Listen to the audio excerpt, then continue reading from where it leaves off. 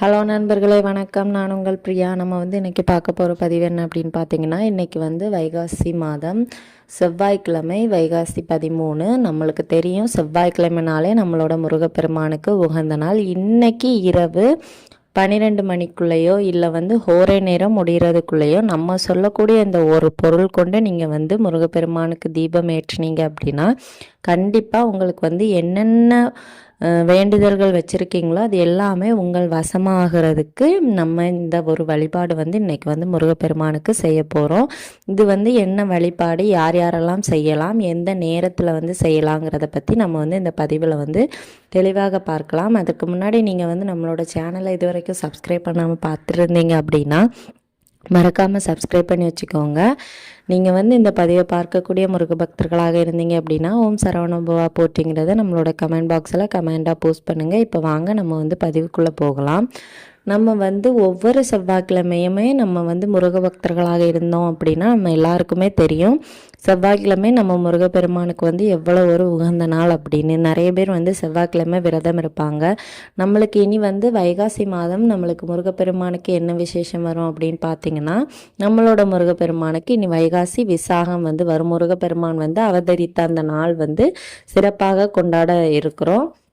So அதை பற்றின பதிவு நான் தெளிவாக உங்களுக்கு கொடுக்குறேன். விசாகம் ஜூன் மாதம் 9ஆம் தேதி வருது. ஸோ அதனால் அதுக்கு விரதங்கள் எப்படி இருக்கணும், எத்தனை நாள் விரதம் இருக்கணும், என்னென்னலாம் செய்யலாங்கிறத பற்றின பதிவு நான் தெளிவாக உங்களுக்கு தரேன். ஸோ இன்றைக்கி நம்ம இந்த வைகாசி மாதம் 13ஆம் தேதி நம்மளுக்கு செவ்வாய்க்கிழமை முருகப்பெருமானுக்கு உகந்த நாளாக இருக்கும். ஸோ இந்த நாளையில் நம்ம என்ன செய்யணும் அப்படின்னு பார்த்தீங்கன்னா, உங்களோட வேண்டுதல்கள் சீக்கிரமாக நிறைவேறணும் அப்படின்னு நினைக்கிறவங்க நீங்கள் இதை செஞ்சு பார்க்கலாம். ஒன்றுமே கிடையாதுங்க. நம்ம ஒவ்வொரு செவ்வாய்க்கிழமையும் நிறைய பேர் வெற்றிலை தீபம்லாம் ஏற்றிட்டு வருவீங்க. வெற்றிலை தீபத்தோட சிறப்பும் உங்களுக்கு தெரிஞ்சிருக்கும். நம்ம இன்றைக்கி வெற்றிலை தீபம் ஏற்ற போகிறது கிடையாது. நம்ம இன்றைக்கி ஏற்ற போகிற தீபத்திற்கு தேவையான பொருட்கள் என்னென்ன அப்படின்னு பார்த்தீங்கன்னா, நல்லெண்ணெய் இல்லாட்டி நெய். நல்லெண்ணெய் இருந்தால் ரொம்பவும் சிறப்பு. நெய்யில் தீபம் ஏற்றணும்னு நினைக்கிறவங்க நெய் தீபம் ஏற்றிக்கலாம். நல்லெண்ணெய், பஞ்சுத்திரி, அப்புறம் ஒரு துண்டு வசம்பு இல்லை வசம்பு பொடி.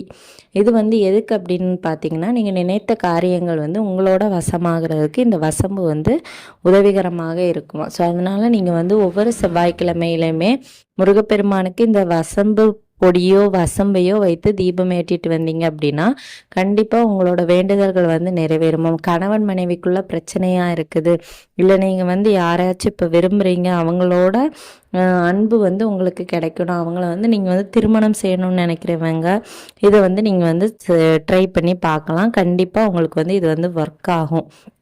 அந்த அளவுக்கு இந்த வசம்பு பொடிக்கு அவ்வளோ ஒரு வசியத்தன்மை இருக்குதாங்க. அதே மாதிரி இது பண கஷ்டத்தில் இருக்கிறவங்களுக்கும் அந்த பணத்தை ஈர்த்து தரக்கூடிய ஒரு தன்மை இந்த வசம்புக்கு இருக்குதான். ஸோ அதனால் நீங்கள் ஒவ்வொரு செவ்வாய்க்கிழமையும் இந்த வசம்பு தொடர்ந்து ஒரு 6 இல்லை 9 செவ்வாய்க்கிழமை நீங்கள் இந்த வசம்பு பொடியோ வசம்பையோ வைத்து தொடர்ந்து தீபம் ஏற்றி பாருங்கள். கண்டிப்பாக உங்களோட வேண்டுதல்கள் நிறைவேறுவதை உங்களால் கண்கூடாக பார்க்க முடியும். அப்புறம் இன்றைக்கி செவ்வாய்க்கிழமை நீங்கள் முருகப்பெருமானுக்கு வைக்க வேண்டிய நைவேத்தியம் என்ன அப்படின்னு பார்த்தீங்கன்னா, நீங்கள் பால் இல்லாட்டி பாலால் ஆன ஏதாவது ஒரு பொருள் வைத்து நீங்கள் இன்றைக்கி முருகப்பெருமானை வழிபாடு செய்யலாம்.